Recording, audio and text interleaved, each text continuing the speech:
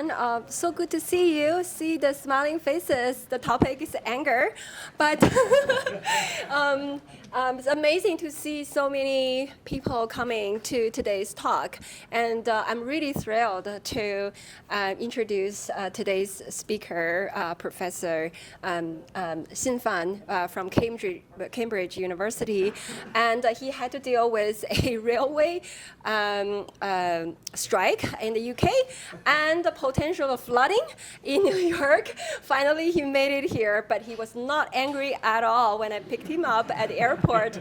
And immediately, he started to talk about anger in history on our way to his hotel. That's how enthusiastic he is about this topic, and so are we. This is a topic organized by the Center for Historical Research in the History Department. Is an interdisciplinary, cross-disciplinary program thinking about anger in history in different intellectual and scholarly traditions. And this is a topic that's also very, very timely. And especially this one is so timely for our time and for our countries that a lot of people demanded hybrid format. And regretfully, we had to decline that, but I see the enthusiasm in this room. So let me just invite you to look up our program, Anger in History. That's a year-long program, many exciting events coming up, as exciting as this one we have today. I wanted to thank the College of Arts and Science for their support to this program, and also the Department of Political Science and the Moshang Center, and the East Asian Studies Center, and the Institute of Chinese Studies for generous co-sponsorship and support. I'm honored to introduce today's speaker who's at Faculty of Asian and Middle Eastern Studies at Cambridge University in the UK. Dr. Xin Fan studied and worked in 3 important countries, China, Germany, and the United States, before he relocated to the UK. He received his PhD from Indiana University, Bloomington. Before that, he also received a graduate training from Beijing Normal University and Free University in Berlin. He taught as assistant and associate professor at State University of New York at Fredonia before joining Cambridge. And currently, he's what's the name of the college in Cambridge? Cambridge. Okay, and he's also the book review editor for China and Asia. And also he's sitting at the editorial board for 2 important book series. Professor Xin Fan's work looks at world history and global history from China specialist perspective, but also from intellectual historical perspective. He's authored many book chapters and journal articles. I'll just mention the books. The titles themselves are self-evident. He's the author of the monograph, World History and National Identity in China, the 20th Century, published by Cambridge University Press in 2021. Before that, he co-edited a volume published by Braille University in 2018 entitled Reception of Greek and Roman Antiquity in East Asia. And he's currently working on some really, really fascinating projects. I'll just mention the one based on which his talk will be given. The title of the current book project is The Right to Talk About China, The Rise of Emotional Politics. And today's lecture is entitled The Making of the Angry Chinese. Please join me in welcoming Dr. Xin Fan.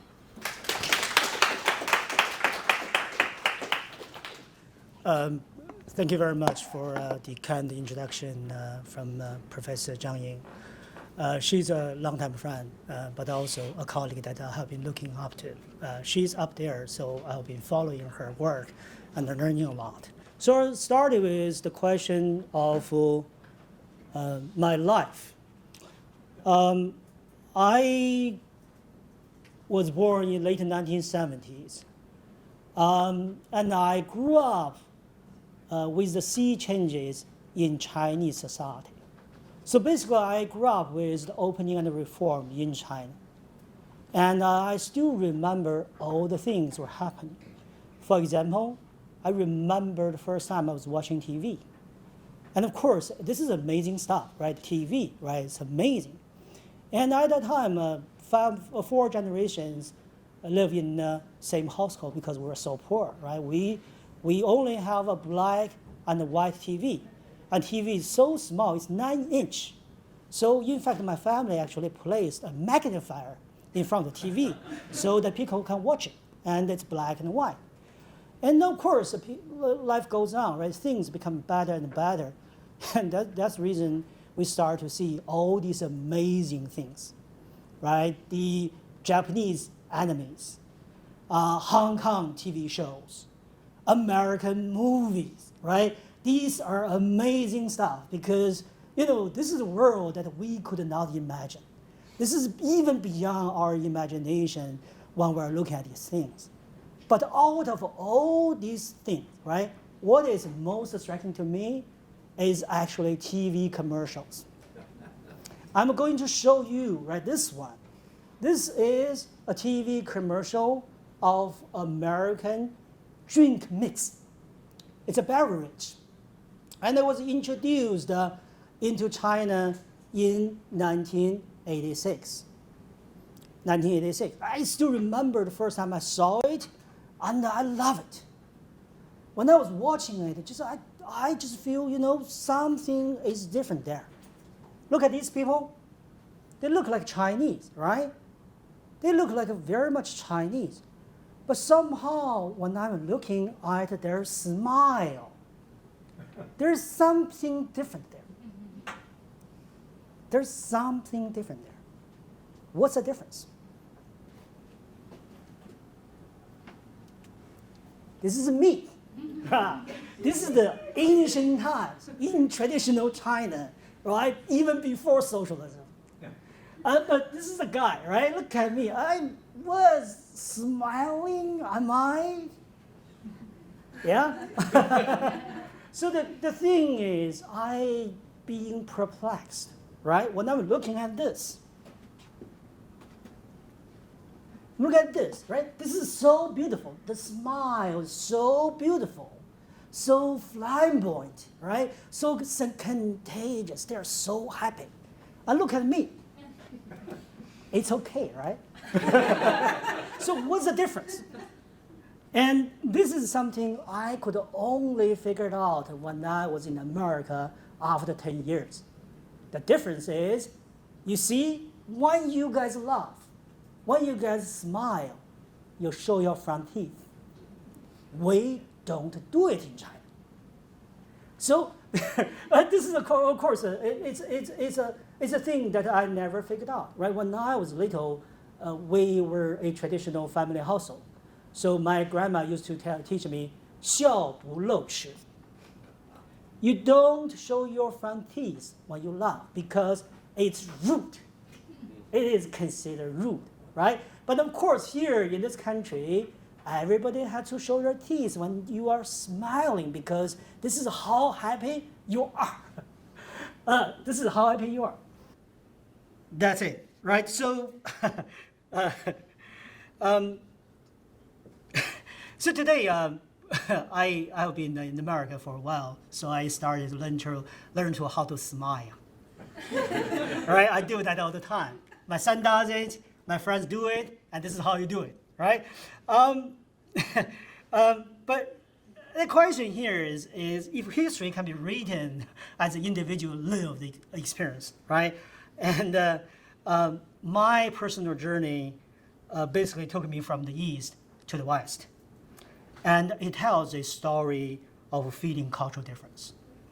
And these differences are reflected through our bodily gestures, through the perceptions and expressions of emotion, from love to laughter, from melancholy to smile, and from joy to anger. Right? This is something that I want to start. I'm interested in history of emotions, not just because my own experience, It is a growing field of historical studies. Scholars have been working on excellent projects on these feelings in Chinese history, such as recent works on shame, laughter, sympathy, and more. And today, we have a very different understanding of emotions as it was 40 years ago. Well, our understanding of emotion in China have already changed. And in terms of the general scholarship, I believe I could say there are 3 general strategies to deal with emotions. Some people try to understand how society and the state influence expressions of our emotions. Some people study how emotions affect people's social and political behaviors. And others are looking at the dynamics of the between.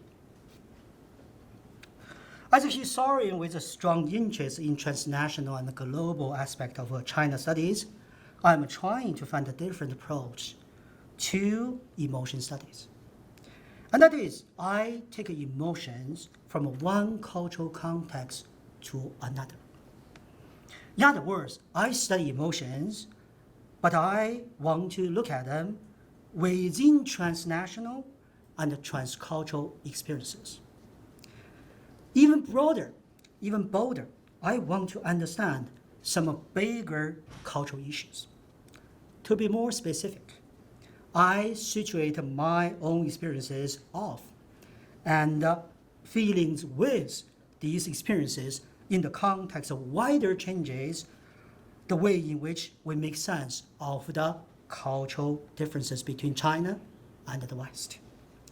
The more I'm doing it, the more I've realized that emotions are a significant aspect for us to understand the construct of foreign others. Following this approach, what I'm trying to argue in today's talk is the Chinese identity is not only an ethnic, social, political, and cultural concept, but also an emotional one.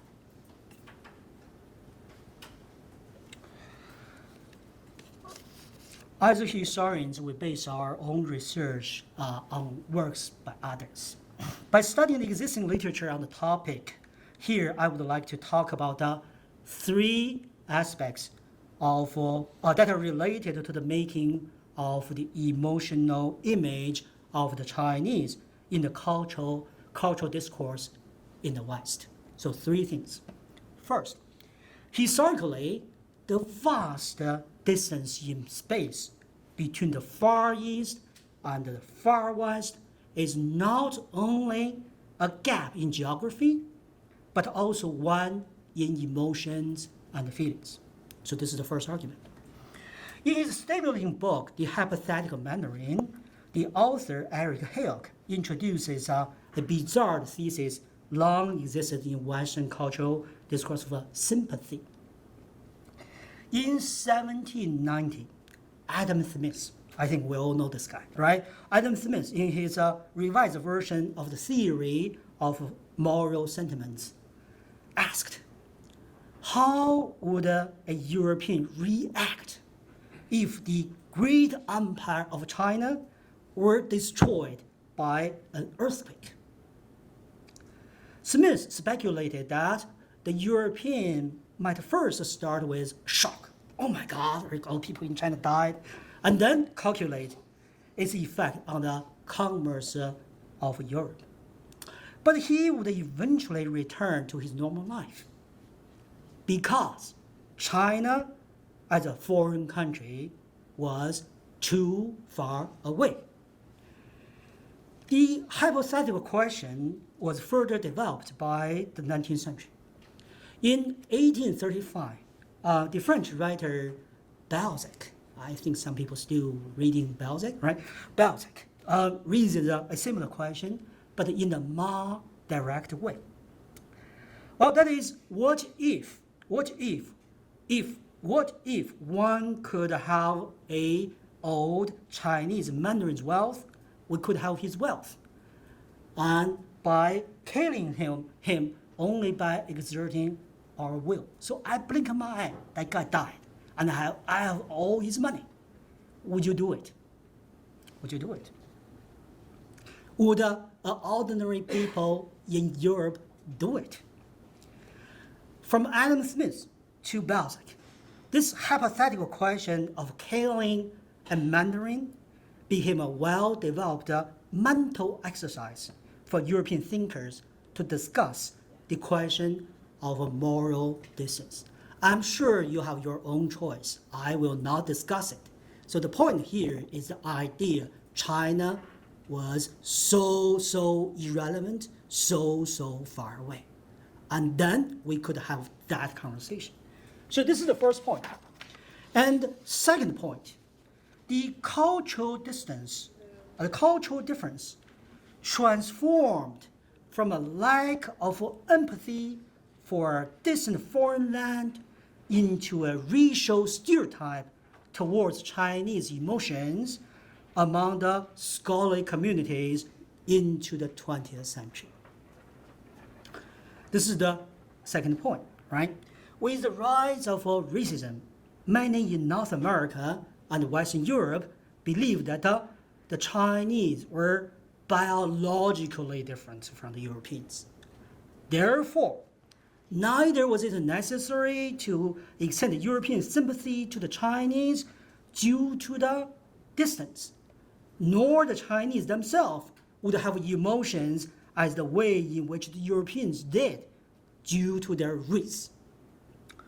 To understand this, we have to again return to history. In his study of sentimental aspects of imperialism, Chen Li examines how a discourse of hierarchy was formulated between Europe and China through missionary authors' recounts of Chinese cooperative punishment in the 19th century. By emphasizing the cruelty of the Chinese legal practice, for example, execution, they underscore the lack of sympathy in Chinese culture. This biased view, in return, gave rise to an Orientalist assumption on the Chinese body. That is, the Chinese did not have a similar sense of pain as the Europeans did. The Chinese had less feelings, and they were trying to hide their emotions. And of course, this is totally irrelevant. I'm just going to give you one personal experience, right? This is totally irrelevant. This is actually a praise to myself, but I would like to mention that, right? A couple of years ago, I was doing a world history PhD dissertation workshop with Patrick Manning. It's a 2-week workshop, very heavy, so they will work from 8 in the morning, 9 to the evening, right? Like we're really, we're great people, we're smart people, we're really hard, and we don't sleep. And one day I was really tired, so I was basically taking a nap on the table. And then the Turkish guy saw me. Wow, a Chinese sleeping? Unbelievable. Now, of course, this is totally irrelevant to this.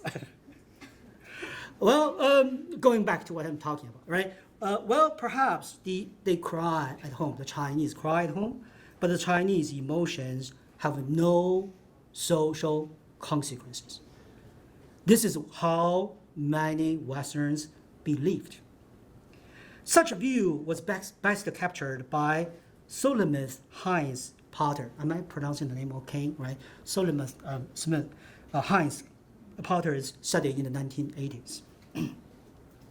She argued that the Chinese believed that experienced emotion is irrelevant either to the creation or to the perpetuation of a social institution of any kind.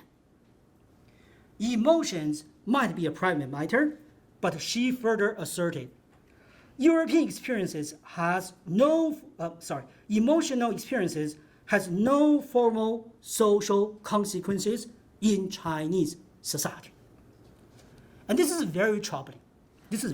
Because her information, right? This is anthropological work, and she did interviews. And her information clearly expressed emotions during her interviews with them. And she wrote about these things, right? She wrote that people were crying in front of him. She wrote that people felt emotional when they were losing their children, right, facing humiliation. So these people cried in front of him, but she refused to see. She refused to see.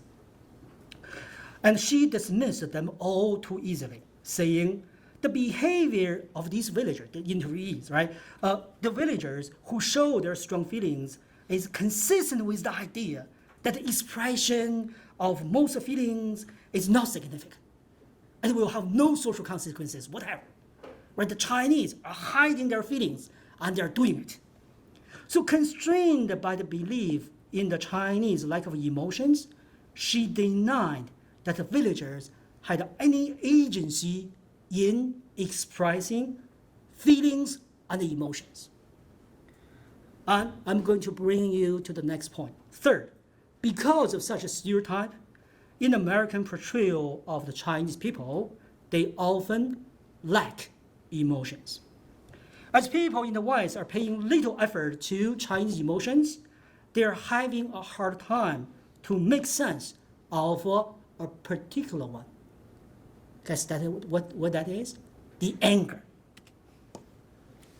Historians of emotions in the West have been studying the history of anger for a while. From the Homeric epics to the computer games, the Angry Bird, remember that?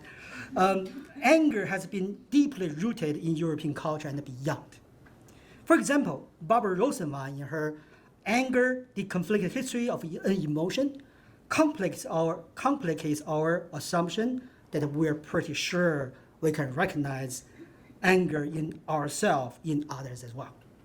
She argues that anger as an emotion resides in a wide range of feelings from rage, irritation, resentment, to frustration, together with us, with our families, with our neighborhoods, and beyond. Thomas Dixon goes even further to question whether or not anger could exist as a trans-historical concept passing from a classical antiquity to Western society today. But what about China? What about China? If individual emotion has no consequences in Chinese society, then the collective anger must be from somewhere else.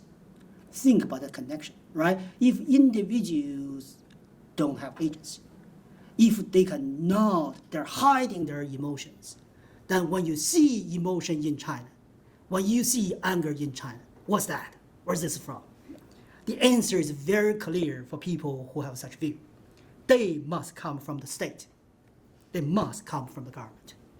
Political scientists in the field of China study thus are particularly interested in the aspect of performing and staging in the public expressions of anger in China.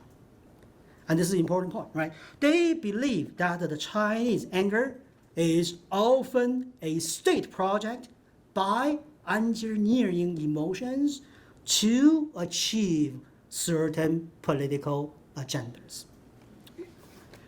Taking the 1999 student protest after the U.S. bombing of Chinese embassy in Belgrade as an example, many consider it a significant moment in the rise of Chinese nationalism in the post-Mao era. As Peter Grass argues, this new Chinese nationalism took roots in complex feelings of Chinese victimhood and often manipulated by state power. He points out, by projecting a negative self-image on Westerners, they hate us. The CCP created a legitimate cause for anger. Grace is more cautious about pinning down the source of this public emotion to the Chinese state, as he reminds us of paying attention to the interactions between the Chinese people and the Communist Party. But there's a general understanding that this public anger, this one, right, this public anger was either engineered by the state or at least initiated by it. In Washington Post, for example, Johnson College asserted, in giving protests a long leash, Chinese leaders gamble on channeling state yearnings from a democracy and towards enhanced nationalism. And the Wall Street Journal's European edition put it more simply, claiming Chinese reaction, this reaction, in fact, has been almost deliberate and state organized. These statements are certainly not at all false. Emotions can be manipulative indeed. For example, Eugenia Lin, in her research about public sympathy, has already shown how certain interest groups could manipulate public opinion through emotional politics in achieving their goals. I confirmed such emotional politics in my own research project on Chen Hengzhe. In that case, local warlords in the Republican period in Sichuan manipulated the public media to unleash populist anger against a woman intellectual as a way to resist the central government's influence from Nanjing. It can be manipulative. Both have shown complex pictures about the relations between state and society. Therefore, if we only regard these student protests in 1999 as a state-engineered propaganda, then it is a little bit dangerous. What's the danger? That we're neglecting people. We're neglecting these people. They look all the same because this is public anger, because this is arranged, right? This is controlled by the state. But these are also people. So the question here is, how do we bring public anger into individual agency? In this talk, I argue that such assumption is too simplistic. If anger has a very complicated history in the West, so is it in China. I further contend that in order to appreciate the significance of the history of anger in China, we must recognize individual agency, free choice, individual choice. But first and foremost, we cannot bring all the European perceptions of anger to China and simply apply to it. Turning to the scholarship in the field, people have been studying history of emotions in the field, have already challenged these perceptions and constructed a more nuanced understanding of Chinese emotions. This is one example. First of all, contrary to what scholars in the past believed, people in pre-modern China had often talked about their feelings expressively and openly. Remember the research in the 1990s, in the 1980s, right, by Potter. But the Chinese historians have already shown in pre-modern China, people did express their emotions a lot. For example, by examining Taiping Yulan, this is the document on the left, Taiping Yulan, a rich collection on emotions in the Song period about 1,000 years ago. Zuoya argues that there are rich records on emotional feelings such as crying, laughing, anger in this collection, and that emotions were a key component in pre-modern Chinese cultural discourse. Scholars now have agreed that expressions of emotion also had an impact in fostering a sense of community. As she argues, using the act of crying as example, the distinctive values regarding lacrimation constituted a communal order, a system which covered a wide range of social sectors, pertained to diverse social political activities, and operated on the basis of key Confucian interpersonal relations. You know, people do Neo-Confucianism. I'm sure the gentleman will explain this much better than I do. To borrow from Rosenweil, she called it the lachrymose community. The lachrymose community. People forming a community by crying. That is very, very, very good. We should do that together one day. Recent studies have also confirmed that the state powers were observing communal emotions and even changed their political decisions accordingly. This is not what Potter argued in the 1980s. It's not the case. Emotions are a powerful vehicle of communion among humans and even with the cosmos. She further unpacked the idea. She said, the cosmological visibility of emotions made them a primary concern of the government for convincing reasons. From the ruler's point of view, emotions provided highly accessible clues to great depth. So in other words, in pre-modern China, the Chinese government, the rulers, constantly keep an eye on people's emotions. It's not like emotions have no social consequences whatever. In fact, the Chinese traditional dynasty were doing a very good job paying attention to emotions. And of course, this is not just about ancient dynasties, right? Taking this to the context of 20th century, historians, again, Eugene Lin and others, have offered excellent case studies on how the Republican state had observed emotions from communities and even reacted upon public sympathies and passions. In the case of Shi Jianqiao, I have no time to unpack this, but the idea is the nationalist government, the Kuomintang government, even issued a pardon to the woman who assassinated a retired warlord on behalf of her father's revenge. This woman killed a person, but she's pardoned because this case went to public sympathy, created a very complicated relationship between state and society. And in the next part of the talk, I will offer one case study on historian Pinky Hall's angry response to the rise of a new Qing history at the turn of this century. And this is my understanding that we're going to have an opportunity to talk about New Qing history later this week. But let me just give a short introduction to this.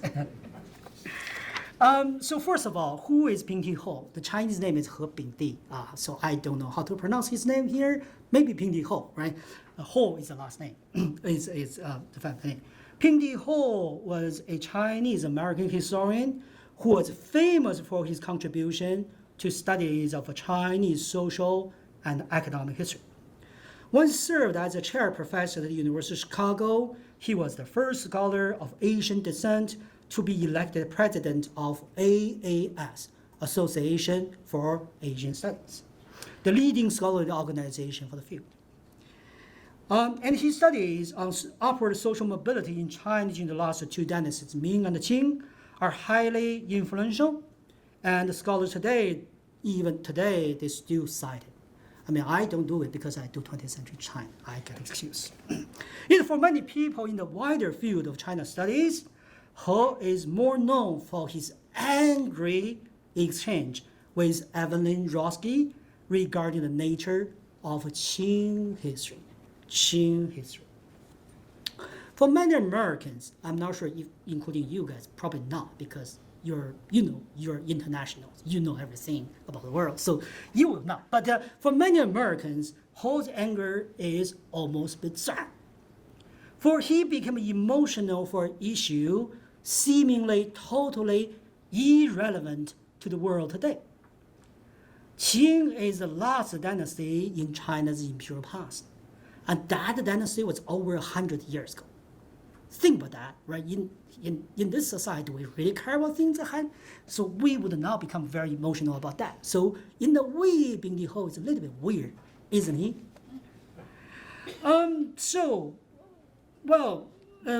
The question here is, what's the big deal, right? Why did he become emotional? Why did he become angry? What's the big deal? So I guess the question here comes down, why is Qing history so important? That is, I'm talking about Qing history in the talk about anger, and our respected and renowned Professor Zhang Ying is going to organize another event on Qing history very soon. So what is the big deal? Let's hear what Roski has to say. Evelyn Roski is also a famous China historian. Thanks to her influential work on Qing history, she was elected as the AAS president too. In her 1995 presidential address, she called to revisit this period of history in China. She said, major shifts in scholarly contemporary issues had taken Qing scholars to a new position to rewrite Qing history. And one of the most important of these developments was the improvement of access to archival materials in Manchu language for entire Qing history. So I want to introduce this a little bit. I'm sure all of you know, maybe I'm just wasting your time, but the Qing dynasty is the last dynasty in the imperial history of China. It lasts about 300 years, well, you name it. And this dynasty is a little bit different because this dynasty was founded by the ethnic people from the north, the Manchus, people like me. So this is the reason I'm introducing it. Academically speaking, this is a great opportunity. New archives, right? The possible paradigmic shift of the field. Scholars have started to consult Manchu language archives to re-examine the nature of Qing dynasty. In historiography, this speech, right, the presidential address by Evan Roski in 1995, right, this document was a symbolic moment for the rise of a new school of scholarly studies, the New Qing history. As Roski summarized, this school challenges the past assumption that the Manchu conquest elite integrated into Han Chinese culture. And she argues that the Manchu Empire was more of a continuation of the inner Asian political tradition than it of Han Chinese. She went on further suggesting many people placed the Qing success in Chinese tradition, not right, because they fell into the tribe of Han Chinese nationalism. In this address, Roski cited the views of Ping Di Ho in his AAS presidential address in 1975 as representative of the traditional old view of Qing history. Roski made a small mistake, maybe big one, I'm not sure, you tell me. Because what she cited from Ho was not from his 1975 presidential address. Instead, it was an earlier AAS panel paper. Okay, small mistake. But in his reply, which is in 1998, Ho was extraordinarily unhappy. First, he firmly defined the traditional view of Qing history that Qing's success was thanks to the Manchu rulers' embrace of Chinese culture, syncretization, as he called it. He reiterated that syncretization was a positive threat and a persistent theme in Chinese history. Not only did he challenge Roski's interpretation, but he also discredited her methodology. And she called her article a monothematic bibliography survey. Think about these words. A strong accusation in the Chinese linguistic context, compared to his strong confidence in his own methodology, which he calls microscopic history. In He's eye, Roski's survey was, this is his own words, too shallow, too general. We all know this one. TV show, right? Netflix. Recently, historians of emotions argued that the academy can be regarded as an emotional community. And the discourse about the university plays a role in shaping how academics understand the conditions of their workplace and the appropriate and the inappropriate in response to its operation. This is a process of learning, subjecting individual feelings to a system of emotional rules, which often amounts to an emotional regime. As the majority choose to follow these rules, those who fail to conform to a repressive emotional regime can cause emotional and other forms of suffering. Think about the bad reviews you have received. Are you angry?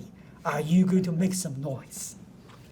As such, historians in the late 1990s, as often they are today, tended to avoid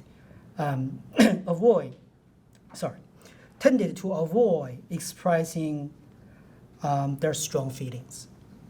As the field of historical studies is often considered as a pursuit of objective goals in pure academic research.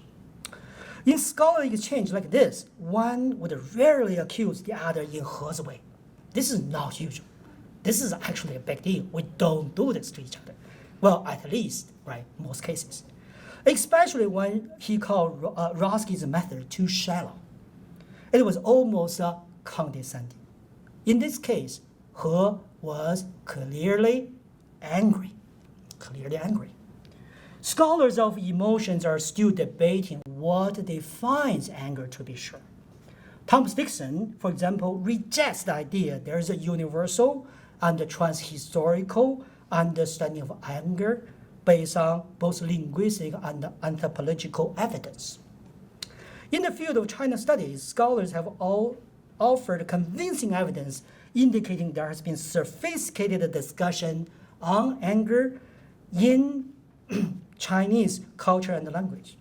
For example, Brian King, I'm not sure if you remember him, because he graduated from here. This is his dissertation, PhD dissertation from Ohio University, many years ago. So this is all the literature. But many years ago, he had already done it, right? So Brian King, he surveyed the phrases and the syntaxes related to anger in the Chinese language, and points out various connotations and annotations of the emotional feeling. And as a metaphor, instead of tracing down its linguistic root, he describes various symptoms that anger might trigger on one's body, affecting their health condition. So anger makes us unhealthy. So as a metaphor, King lists heat, pressure, agitation as the key elements for anger, which sometimes result in both physiological and behavioral changes. Yet due to the complex reference work in the language, one can hardly offer a clear definition on anger either. Despite difficulties to define anger both in Chinese and in English, Bingdi He's harsh tone against Roski clearly defines academic conventions and indicate a strong negative emotion against the latter. In the following talk, I'm going to do something impossible, a mission impossible. That is, I try to make sense of He's anger. As the Orientalist view often flattens the Chinese anger as a racial stereotype, I will try to humanize and contextualize He's anger, both as an individual experience and as a communal reaction. And I will argue both are rooted in this communal feelings, right? Emotional communities live or die experience during the war against Japan in the 1940s. First, we need to see Bingdi He as a human being. And as a human being, he has his own characters, strengths, and flaws. This seemed to be truism. But as an intellectual historian, I often find a tendency in some scholars in my field, unfortunately, apologize, they tend to over-glorify big name characters, big name intellectuals, because they tend to treat what they write as flattened view. They treat text on its own, losing sight of the social political context. This great chain of being prose leaves little room for scholars to further explore emotions such as anger, which might and often result in one's unusual behavior or actions. As a new approach to historical study, an important aspect of this history of emotion is to recognize individual agency and to consider individuals' character within changing social and political environment. Regarding reading He's autobiography, this is his autobiography. He lived very long, and he was working in the field over 60 years, right? So this is his biography. Reading his biography, one can hardly deny that he was indeed a character with bad temper. We all know that. He's not a pleasant guy. I'm not sure you want him to be your colleague. And unlike scholars of time, he had lots of fights with others, including some big names, so I'm not going to mention these names. He also often had very harsh comments on his colleagues and others in the autobiography. It's a fun book. We should translate it into English. He is honest with his sharp temper. His father was 48 years old when he was born. His father was 48 years old. In his own account, this age gap had an impact on his character formation. He wrote, "The age gap between my father and me is really huge, which resulted in long-term psychological nervousness in my youth and my big lifelong flaw with eager temper." He knows, right? He knows he doesn't have good temper. And this explanation is not without reasoning. Recent scholarship in psychology seems to confirm that there's correlation between late fatherhood and the neurodevelopmental disorder, especially autism and schizophrenia. Close. Yet we cannot use the trait of one's character as the sole reason to account for contingent events in history, such as He's anger against Ruskin. So individual character matters, but they cannot be the only reason. Second, He's experience as a Chinese immigrant in the United States might have something contributed to his anger in this case study too.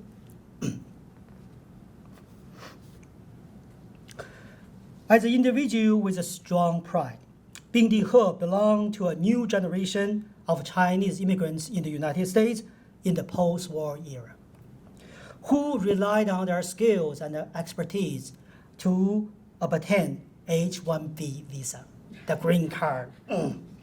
Despite their ascending positions and status in American society as model minority, scholarship has pointed out the long existing and the deep-seated racial discrimination against Asian immigrants throughout the 20th century.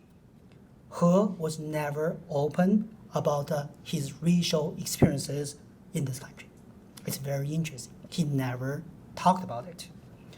This silence is an interesting issue for us to look into.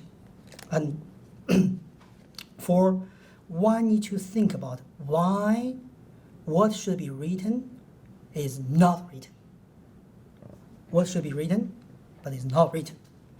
He has been so honest with his relationship with his father, old father, so open with his conflicts with his colleagues, and so passionate about his subject of study. He's a very passionate guy. He talks about everything, but he doesn't talk about the racial experience. That is interesting.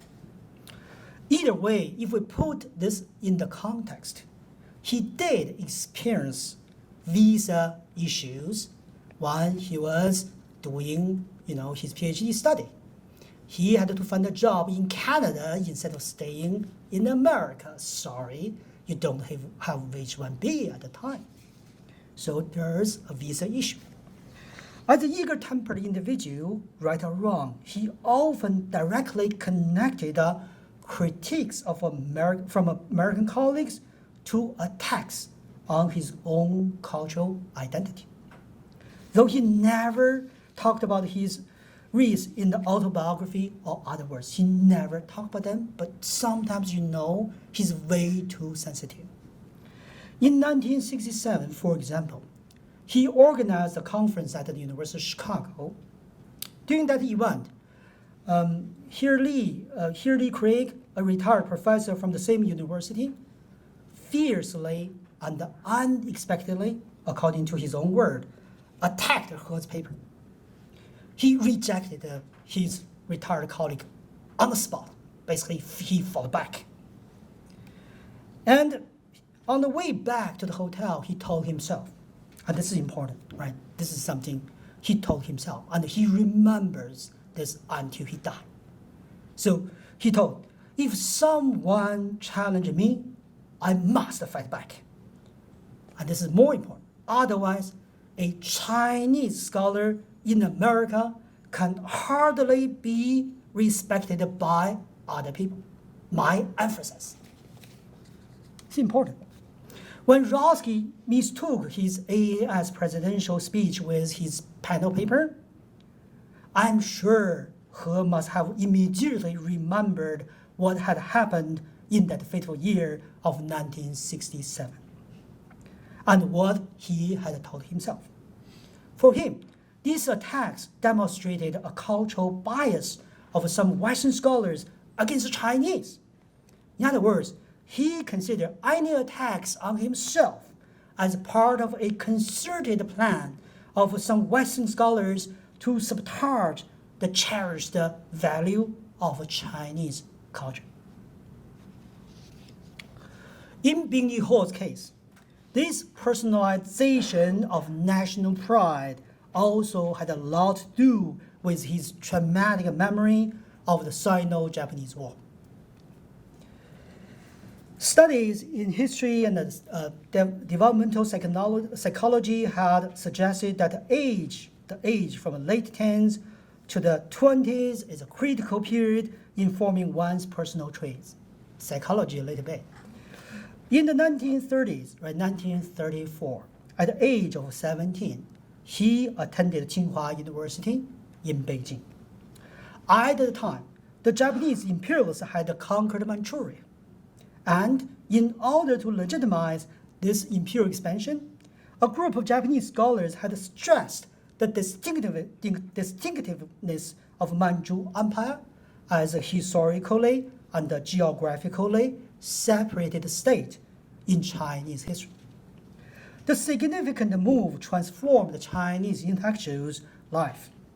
An increasing number of Chinese scholars started to use history as a weapon to fight the Japanese imperial and colonial expansion in China. Scholars, these are big names in the China field, so if you don't hear them, it's okay. It's only in China field, right? But big name scholars like Fu Sinian and Feng Jiasheng adopted history as an anti-colonial weapon and passionately wrote about how Manchuria had belonged to China in history. Half a century later, He still vividly remembered the time, this is his own words, when all of us, He and his classmates, were constantly haunted by the presence of the spearhead of the Japanese Canton Army merely 200 kilometers away from Beijing. Still remember the fear. And He's education was then suddenly interrupted by the war. After the outbreak of the Sino-Japanese War in 1937, He had to move to Shanghai to complete the last year of his bachelor degree. In 1938, he started his graduate work at the Yanqing University in Beijing under Japanese occupation. 1 year later, he left. He became a refugee, and he joined his friends, other refugees, at a new university in Yunnan, which is called the Southwestern Associated University, 西南联大. And this is the time, this is a group of refugee students and professors founded, their haven in a remote area in China. And there's a community there. This traumatic experience was firmly imprinted into young Bing Di He's memory. So another piece of evidence. These emotional feelings tend to be communal as well. As the scholars who were at roughly a similar age shared similar memories and experiences of war and national humiliation, they still maintained an imaginary solidarity through collective memory, intellectual genealogy, and emotional bonds, even many years later, outside of China. On June 23rd, 1996, this person here, Liu Guangjing, Kanjing Liu, he studied with He together at Tsinghua University in the 1930s, wrote a letter to him, in which Liu mentioned the influence of their teacher Lei Haizong on themselves, and related He's response to Roski's wartime memory. So he saw that Bing Di He's critique, the angry response to Evan Roski as part of the wartime memory. And He recorded this conversation or this exchange in his autobiography. He said, what was referred to in this letter is my article response to Evan Roski, which is full of, he used a Chinese word, 火气, which is fire, which is what Brian King does research about. This idea of fire, gas, as anger in people's body. So this full of this my article is full of emotions, full of 火气. We refuted allegations about our national history and attacks on the synthesization thesis in the presidential address from a former president, which is Roski, who's, this is quite important, right? This is something he sees, but not us. He said, whose formal nationality used to be Japanese. Well, she was leaving the position in 1996. My response, my article, rendered her speechless. The thing looked so pretty, so petty. However, it fully reflected the influence of Master Lei's microscopic history and his sagacious words and righteous deeds to us. The sort of connection, talking to his cohort and speaking about anger returning to their master. In this case, He's memory of war was not only personal, but also communal. And his self-claimed emotional connection to his teacher Lei Haizong was the bond. As a historian, Lei Haizong, this is something I have been doing research about Lei Haizong. He's also an interesting guy, a very nationalistic figure, a historian. So we can talk about him maybe another talk, not this one. But the idea here is Lei's this strong nationalistic pride of Chinese culture was a legacy that both He and Liu shared as intellectuals. He's association of Evan Roski with the Japanese historical tradition further aggravated his anger against the new Qing history. For him and other individuals of the generation, this was not only a matter of historical study, but also a continued struggle against the project of Japanese imperialists who aimed at disassembling China. He's accusation of Roski's connection to Japanese imperial scholarship was by and large a speculation, because we don't have evidence. Roski never attended any higher level education outside of the United States. Yet the very fact that the new Qing History School adopted some arguments from the Japanese Manchuristic tradition infuriated many Chinese scholars. In this case, He's critique of New Qing history registered cultural conflict between the narratives of history in the West and in China. It goes beyond the personal. Now it comes to an end. What does this story mean to us? Why do we have to study Chinese anger? What is the broader significance of such project? Pankaj Mishra describes the period that we're currently living in as the age of anger. As he contends that globalization has everywhere weakened order, older forms of authority, unleashing unprecedented chaos and disorder. By looking at the rise of populist and nationalist movements worldwide, he returns to the Enlightenment rationality regime. He sees that as a problem. Thomas Dixon challenges his argument, as he does not find the existing data on public anger convincing. Dixon has a point. We really don't know whether or not an entire society is angry. But we can indeed talk about whether or not an individual self is angry. To some extent, this anger of their own, coming down from personal traits, psychological conditions, and even biological genes. To what extent is this anger rooted in the wider cultural, social, and political context? This is what we're trying to answer in today's talk. The story of Bingdi He's anger offers a controlled case. I see this is very special. There are a couple of reasons. We can trace the various sources of anger indeed. The reason is his unique position. His unique position as a Chinese American living in a racially divided society. Individual beyond the CCP state control. And a scholar deeply rooted in Chinese cultural tradition. It is particularly useful for us to understand the complex nature of the making of the Chinese anger within the transnational and transhistorical context. In addition, his living experience in America offers us a unique lens into which the conflicts between and among various forced and self-perceived identities, ranging from race, gender, to culture and ethnicity. Beyond his personal experience, Bingdi He's connection with his cohorts and his memories of his teachers have formed an emotional community. It is beyond doubt that the Chinese anger contributed to the rise of Chinese nationalism today. Scholars such as Peter Grice, Susan Shirk, Wang Zheng have so clearly demonstrated the process.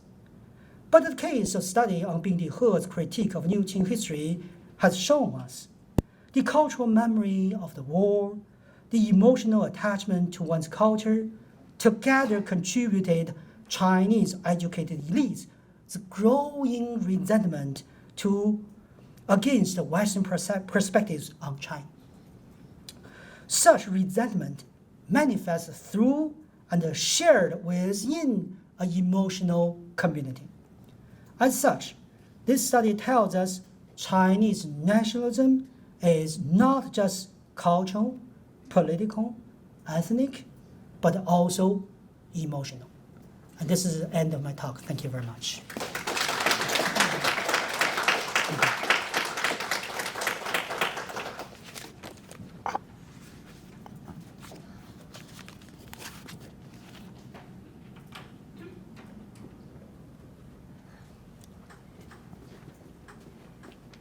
Thank you so much for this wonderful talk. It's really rich from historiographical review to specific examples that really resonates with many of us, especially in this point of time. So we'll just open up the floor to questions and comments, and I can pass on the mic to you if you raise your hand. So we have, so Justine, you go first, and then you can pass this on to Professor Zhang. Thanks for the talk. It's excellent. I just have a very quick question. What makes anger different from other kinds of negative emotions? Is it just any kind of evaluative appraisals we have when we deal with such kind of events as we just described, or is there something unique about that particular negative emotions that makes it distinct from other kinds? Thank you. This is a great question. I'm not sure if I can answer the question because this is the current debate about the emotion or anger. Would be very difficult for us to pin down to the one clear definition on anger. I believe Barbara Rosenwein cannot do it. And I'm trying to do it, but I don't think I really can do it. There are a couple of indicators I can see. On the one interesting indicator, at least we can observe from the social and the political consequences, is the change of behavior, the sudden change of behavior. And of course, this doesn't go along with the traditional theory on anger from China, because in China, the traditional theory is really about this qi, right? The accumulation of qi, the connectivity between qi and the cosmos, and affecting the individual character. So if we want to place this question within the long conversation about the Chinese understanding of anger, I'm sorry I cannot offer you a clear answer. And if really you want to push me here, to force me to give you an answer, I would see the change of behavior due to emotions and the negative feelings in it. So that is how I see it as a tentative argument, and you can challenge me all the way. Yeah, thank you for the presentation. I think this study is very unique. My question is related to a photo you presented, which is 1999, the NATO accidental bombing of the Chinese embassy in Yugoslavia. And you also mentioned this anger is really manipulated by the government. So my question is, today, we have seen many such angers by the nationalism. And my question is this also, can we generalize this is also manipulated by the government? Let me give you an example. Today, the Nobel Prize Committee announced the awardees. 2 American scientists received the awards. So I read the comments on the Chinese side. They said, no, this is not important, because that's a no-brainer. That's a Western part, and we have our own honors. So my question is, today, there's lots of nationalism angers. Do you believe this is also manipulated by the Chinese government today? Thank you very much for the great question. And this is an important point that I made in the talk, but probably I wasn't very clear. I would like to clarify this a little bit first. So one is, I'm using that example, but I don't really agree with the interpretation. So what I'm trying to say is, at the time, a lot of political scientists in the West would argue this is reached. This is staged. This is staged by the Chinese government. And this is not my argument, but I can easily see why people are making such argument. Because a lot of scholars at the time, and even today, have that assumption that people in China flatter. They're flat. They don't have social consequences if they're making expressions, emotional behaviors, because you will not change much, so why would you even try it? So that is the typical interpretation of the time and even today. I feel that is problematic. I actually with you. I agree with what you're what you just mentioned. I'm absolutely with you. I think this is problematic. We don't want to see the whole thing is 100% staged by the government.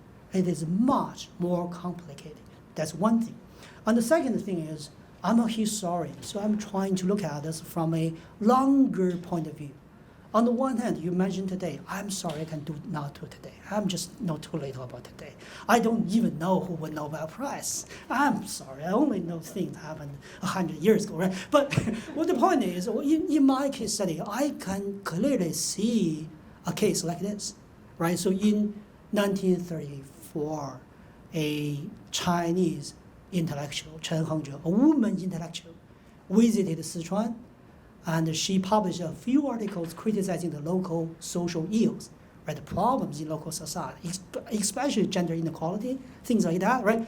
And she got huge pushback from the local media. And she was heavily criticized, and to the extent that she had to leave Sichuan, and her husband had to resign from work, right? I did a case study on that. So in a way, it's actually very similar to what's going on, right, on the surface. But in reality, this is not reached or staged by the Chinese government. It was staged by the local warlords. So in other words, the public opinion, the public anger, there are multiple levels, right? We can see individual agency in it, and we can see the local actors in it, and we can also see the state. And the state definitely is a factor, and I do not deny it. But I 100% agree with you, this is not totally controlled by the Chinese government. And by the way, I still remember that day. I didn't go to school because I was sick. So I missed the whole thing. What a shame. Yeah, here. Like 10 years ago, there's not much like crazy Chinese representation on TV, but right now we see the beef or everything everywhere all at once. Like we have a crazy Chinese girl. How do you see that change of TV representation of Chinese, and why do you think that's happening right now in terms of instead of like 10 years ago or maybe 10 years after? Oh, that's a great question. So maybe I can even pinpoint the question back to you. Because who is Chinese? So if you see that in American TV, do you call that a Chinese girl or Chinese American? Or so that's one thing that we should think about. Be very careful about it. But I definitely am with you. There's a racial perspective in it, and I believe this is something that I would like to welcome, because we see the liberation of the topic. You know, people started to at least approach the topic. People started to voice the emotions better. I'm not sure the crazy is the right word to discuss this issue, because I think Foucault would have some opinion about it, right? So it's an interesting perspective, and there's a wonderful change that I welcome. But at the same time, again, I only know things happened 40 years ago. This is too beyond me. But of course, using historical perspective, I do feel this is an important moment to observe the change. And it could be going to a good way, but could be not. And it depends on the accumulation of anxiety, the accumulation of anti-Asian racism in this society, right? So it depends on the social and the political context. The behavior itself is great. I mean, I enjoy these shows. But if you place that within the context, if you can feel there's a rising anti-Asian sentiments in this country, then probably it's not a good thing. So I guess there's interaction, a complicated relationship, this dynamic between the bigger, wider social, political, racial discourse of time, and where do we see ourselves in it. So hopefully this makes sense to you. I do not know much about this, but appreciate this input. I have to think about this a little more. Yeah, Chris. Thank you very much for a very provocative talk. I'm not sure I understood all parts of it. I'd like to ask you a question that's indirectly related to your presentation. A Hong Kong Chinese friend of mine used to say that Chinese think of themselves as sentimental and emotional people, and of Westerners as rational people. So with this comment from my friend as background, is it possible for you to turn your theme that Westerners have difficulty locating emotion in the Chinese personality? Is it possible to turn your theme around and ask how Chinese characterize the Western or American personality? It's a great question, and thank you very much for the invitation. It shall be my next book. If we can try to turn it around, or maybe we can think about this dynamic between one view against the other. This attempt, this really strong incentive for us to essentialize Chinese culture or Western culture. Because I started with this half joke, half personal experience, the smile, right? But you know there's a history book, right, writing about the smile in European context. 19th century, maybe it's okay, but 18th century, you don't show your teeth when you laugh. Is that true? So the changes also happened in the West. And in this presentation, due to my lack of English ability, I sometimes use the West, which is not right. There's no one West, right? There's a European, there's Americans, there's Canadians, right? Nice people from Canada. So they're French people, wonderful. So I guess what I'm trying to say is perhaps this sort of framework itself deserves our attention, right? Attention. It invites us to be more critical with this sort of duality, right? China and West. And in fact, I'm trying to talk about something related to this later this week. I'm not going to mention the event because it's not publicized. It is a private event where we have to celebrate someone's life, and that person is German. Do Germans have emotions? But we're doing it, right? We're going to celebrate with him, with his family.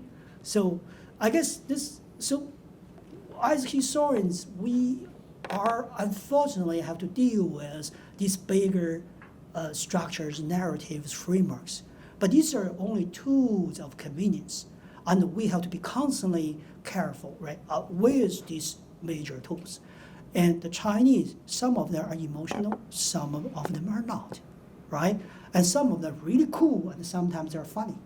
So we don't want to essentialize civilization culture, and so maybe I'm not going to essentialize the whole thing, but I like the idea, looking at the way in which the comparison is being done, being conceived, right? That is very, very meaningful and significant, and that's what we need to do.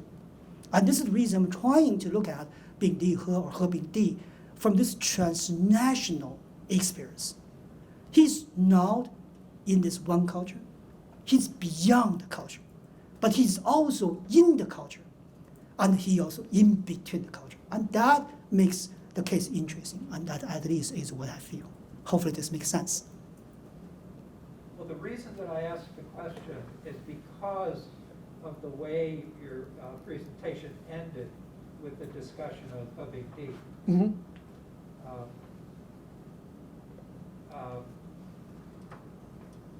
I'm a little older than you.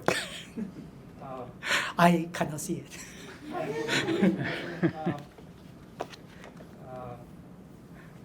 So in the 1970s, Mm-hmm. this kind of behavior occurred surprisingly often Mm-hmm. in cross-cultural contexts. And it seems to me that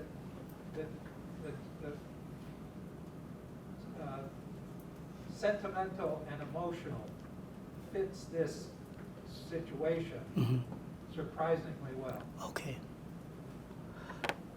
And this is a great point, because I'm also looking at another source, which is written by a Chinese American who was not historian, but a librarian.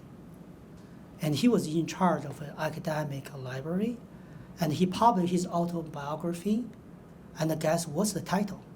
学府鏖战录. So the fighting in academia throughout his life. So he also belonged to the generation you mentioned. So I think this is great. I'm sure there will be more sources related to this, and potentially this could become a bigger project. This is very useful. I didn't think that way, but when you say it, I feel indeed we could probably can make that a generation thing, or even, more than one character, two people, right? We can probably look at more case studies, and that's going to be even more effective and interesting. Thank you very much. I appreciate it. Hi, thank you so much for this fascinating talk. And I have a comment about the dialogue between this gentleman and you about the manipulation of anger, and also have a question of my own. Yeah. My comment is that I'm a political scientist, so my reading of the political science literature on that issue is a bit different. So the way I read scholars Peter Grice, Sun Shirk, and Jessica Weiss is that they don't characterize this anger as sort of being entirely manipulated. In that, true, they say there's an element of state manipulation, but they also emphasize this anger is real, is genuine. They emphasize this point so much to the extent they argue that this anger will constrain the Chinese state's behavior, policies. The genuine anger, genuine nationalism will constrain the state. So they actually emphasize the genuineness of the anger rather than saying that this anger is entirely manipulated. So I just want to sort of provide my reading of that literature. My question for you is, to what extent is this unique to China, that anger is being part of nationalism? I mean, it seems to me anger is part of many countries' nationalism, right? If you think about Germany after World War I or present-day Russia, the nationalism there is also related to their anger about being sort of unfair treated or whatever, right? So how unique it is to China? That's my question. So thank you very much for your comment on the today's political science view on this issue. I think I would agree with you. I think the recent literature has become much more nuanced on this issue. I cited a few sources from the time, but maybe these are outdated sources. And that's great, right? I'm glad that the political scientists are doing more nuanced studies on this issue. So this is great. I welcome this. And I also really like your comment on this case, whether or not this is unique. And I don't think this is unique. Maybe we could have a longer conversation about it. Because I'm not sure if my understanding of the literature is 100% correct. But William Reddy, I think he mentions about this sort of a rice cooker situation.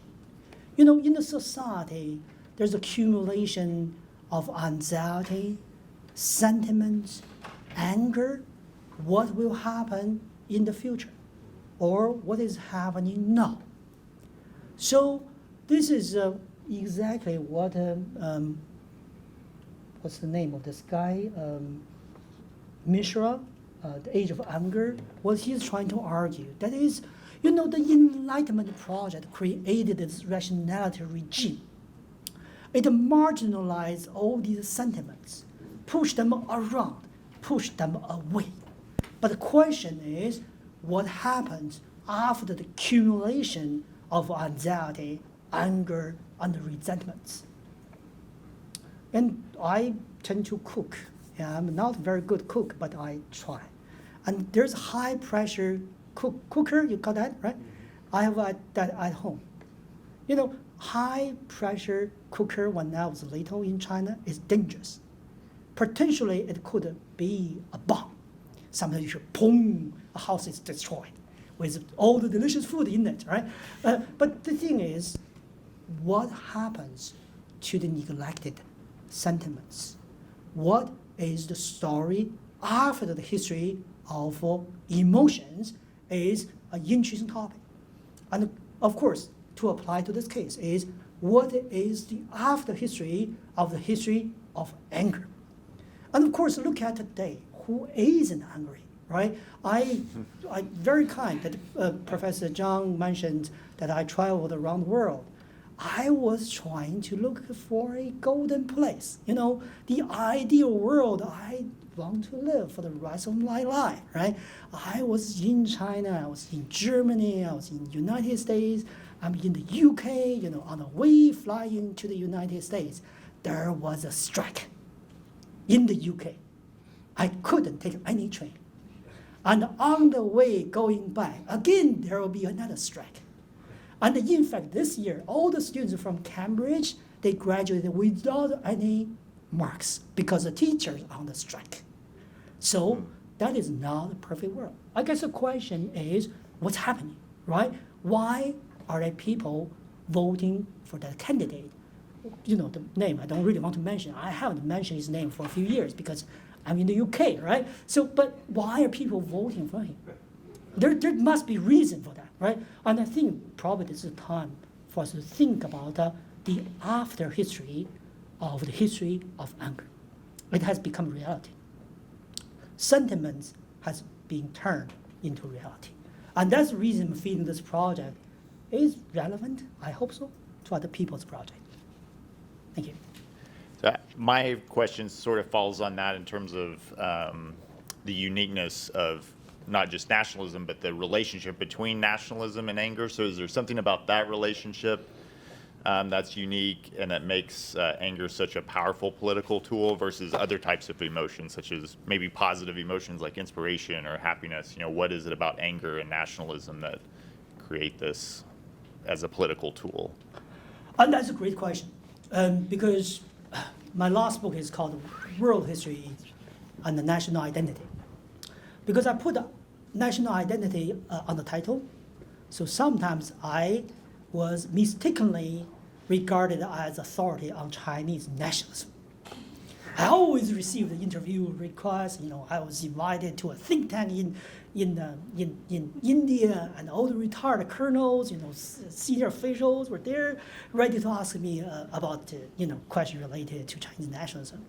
I don't know, but the longer I'm doing this, the more I'm feeling that when we're thinking about nationalism, are we beating a dead horse? Nationalism has been fully understood. I think, right from this very point of view, I feel in general, there's something more to nationalism. And for me, I feel that could be emotions.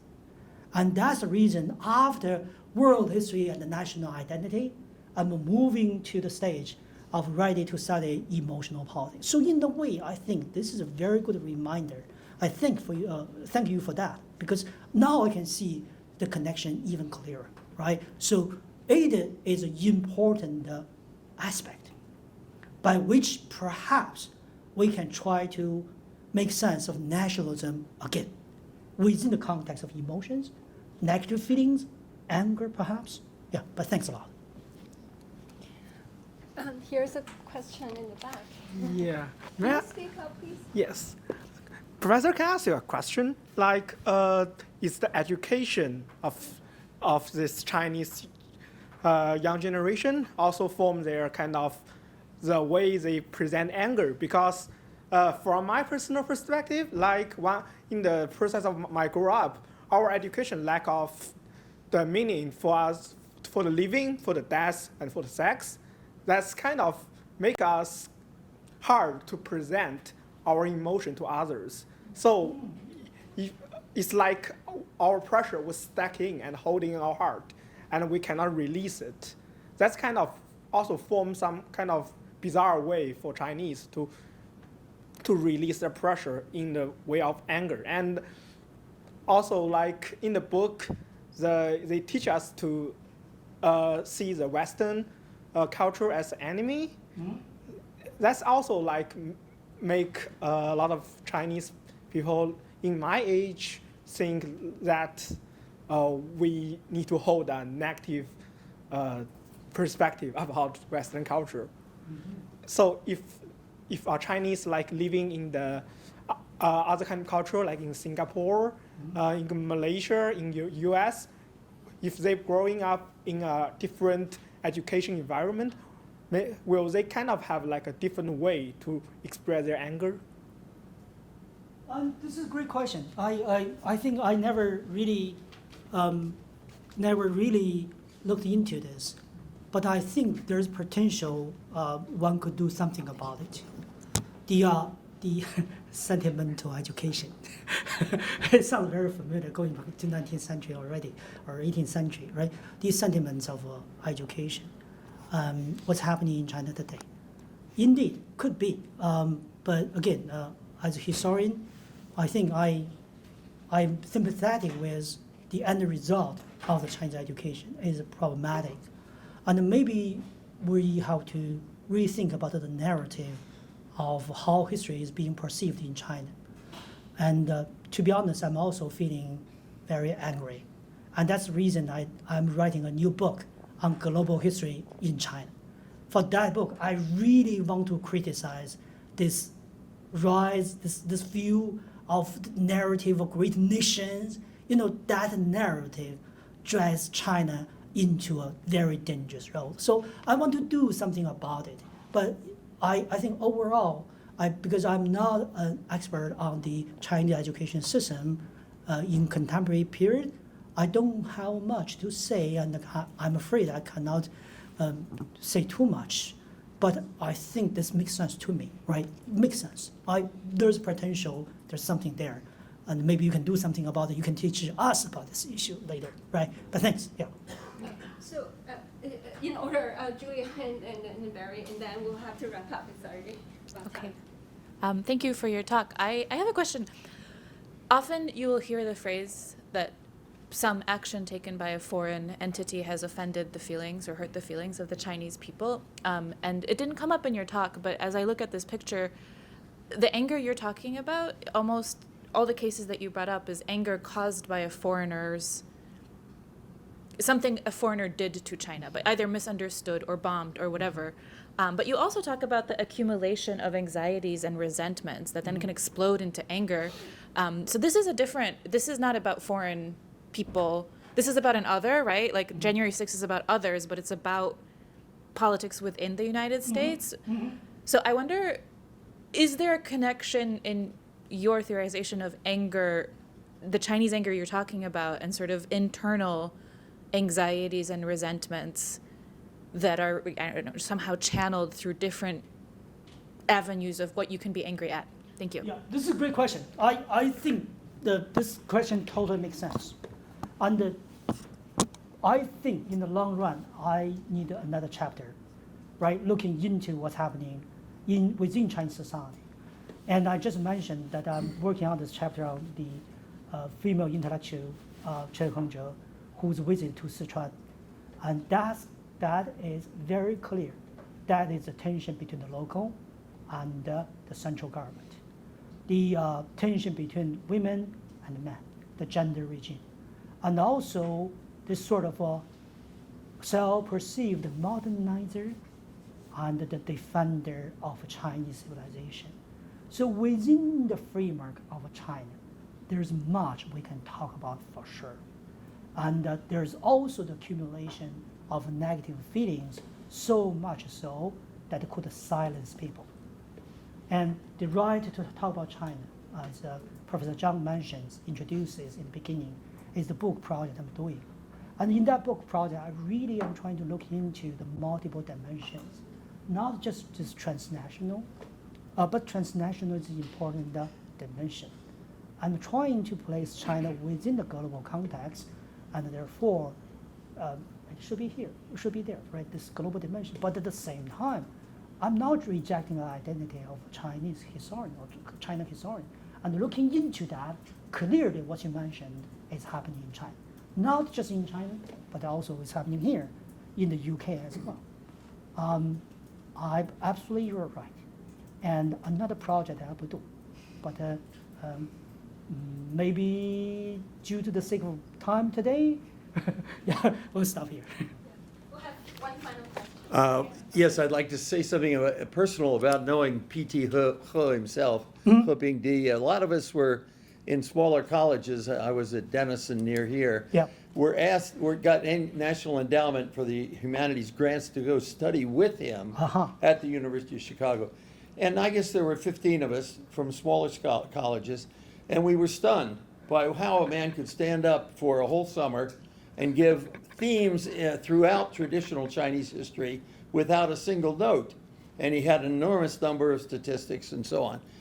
His impression for most of us who were there was that he actually had some humility. And I wanted to just exchange that to you because he's so angry at the end of his life, and he attacks David Keatley on early China. And all of us in the field watched how rough that got and tended to portray him as a wild-haired nationalist himself who couldn't say anything bad about China. Well, when he was a student, he told us, the 15 of us, his greatest regret was that a great Song historian, the Song period, was teaching in Beijing where he was. And he had a chance to go learn the sources that this man was using for Song history. And he neglected to go to that man's courses. And he said, to this day, I know I would have been a better historian. And when Liu Guangjing, the man you mentioned, wrote an epitaph in the Journal of Asian Studies when P.T. He died, he said, you know, this man used to say to himself every night, what can I do so some of the history I write will last beyond my lifetime? So he was very self-critical. And I wanted just to exchange that from having heard him go through this flagellation, self-flagellation. He had a sense that data was inescapably important. Emanuel Xu wrote a book called Americans and Chinese. If you come across it, a lot of generalizations about how you define love in a Chinese relationship and in the average Western relationship. And he just criticized that viciously. He said, there's no data. He hasn't got any evidence. So he's a kind of man that grew up with both Western and Chinese sources, traditions. He was hoping that all his students would be trained in both. Again, I guess I'm saying something that I'm hoping will counter the worst smashes on his own character. Thank you. Thank you very much. And this is something that we had this conversation before this talk, right? Yeah. So this is something that I was thinking about, but I wasn't sure how to tackle it. And that's the reason I think you probably will have something to offer. This neo-Confucian perception of commitment. You know, there is a new book, I mentioned this book in the beginning, the Chiang Kai-shek's Politics of Shame. The leader of this nation, Chiang Kai-shek, he also wrote a diary. And I went to the Hoover Institute and saw the diary. You know, it's long, right? Years and years of details. But the one thing that struck me the most is this guy woke up in the morning. The first thing he said, I need to cleanse my shame. It's a lifelong commitment to the moral correctness. So in what way can we perceive in the whole within that sort of moral framework? I don't know, because I'm in like this sort of data to place him within neo-Confucian framework, but I can see there's a possibility. And for that generation of Chinese scholar, I think there's another guy, some people wrote about him, right? So in the war with Japan, he wrote a letter to his son saying, well, in this war, I cannot die. I cannot die. If I die, the entire Chinese civilization dies with me. No, I mean, we could see this is enormous, big ego, but he doesn't see that way, right? He would think that this is his moral commitment to fulfilling, to moral responsibility. So there's another regime of responsibility there. And that this probably is even beyond my game with anger and sentiments. And that, we have to be ready to think about the neo-Confucian in a more complex conversation beyond the West and the East. But thanks a lot for this comment. and I should interview you one day.